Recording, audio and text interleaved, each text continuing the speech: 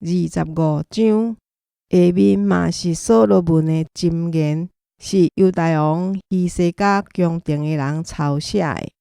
人尊崇上帝，因为伊将代志看捌；人尊敬君王，因为伊将代志查明。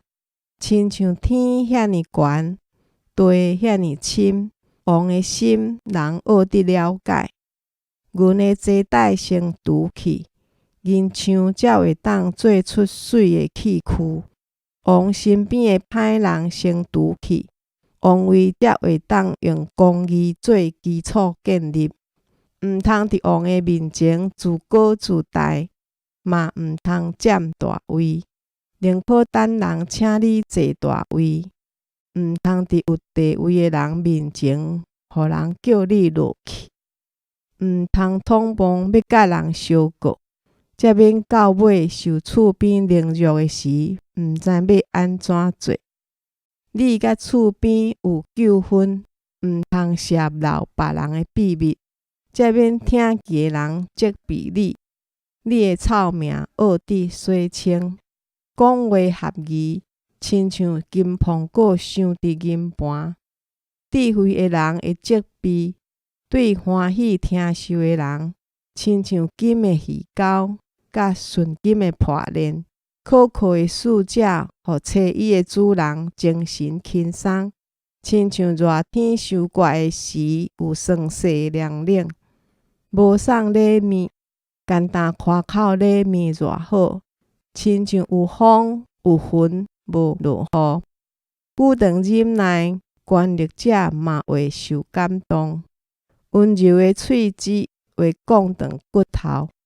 你若找着蜜，食到野就好，才免食过头煞吐出来。